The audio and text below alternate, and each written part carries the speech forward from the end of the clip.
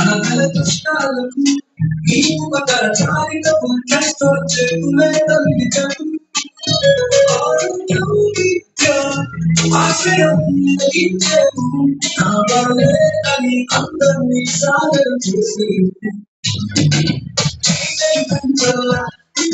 చేసేవా దీపం చేసే కంచల్లా కాలం.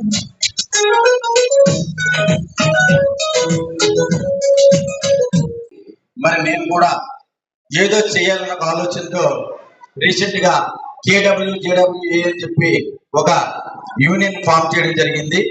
ఇది యాక్చువల్ గా ఇది యూనియన్ కాదు, అసోసియేషన్.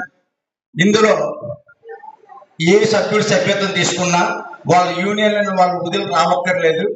వాళ్ళ యూనియన్ లో ఉంటూ ఏదైతే KW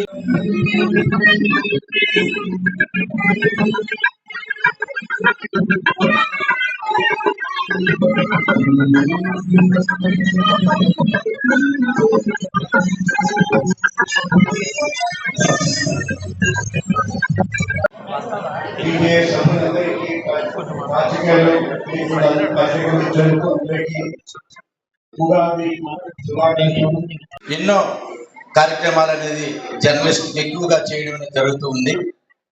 మరి విశాఖపట్నంలో మరి ఈరోజు ఏ కార్యక్రమం అయినా ప్రజలకు చేరువవుతుంది అంటే అది ఒక నేను ప్రతి మీటింగ్ లో చెప్తున్న జర్నలిస్ట్ వల్ల సాధ్యం.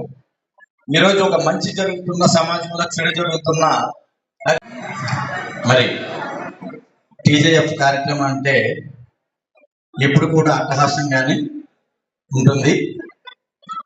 వాళ్ళు ఏ కార్యక్రమం చేసినా చాలా గ్రాండ్ గా సెలబ్రేట్ చేయడం అనేది జరుగుతుంది.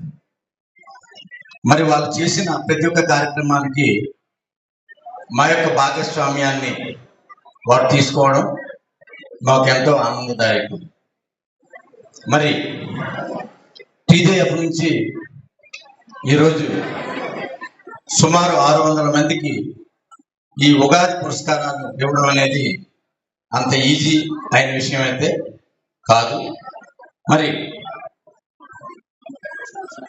ఈ మధ్యకాలంలో అంటే లాస్ట్ 3 days నుంచి చూస్తే అన్ని యూనియన్ నిజంగా మంచి రోజులు వచ్చినట్టే. మరి ఇప్పుడే పరశురామ రాజు గారు కూడా ఒక అసోసియేషన్ కి స్థలం అనేది ఇప్పుడు అనౌన్స్ చేసేస్తామని మరి అదే పరశురామరాజు గారిని కోరుతున్నా.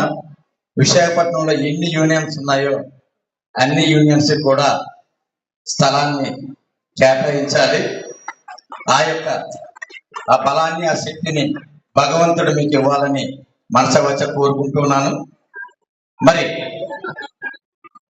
ఉపకార్ చారిటబుల్ ట్రస్ట్ ద్వారా మరి విలేకరులందరికీ మిత్రులందరికీ తెలుసు.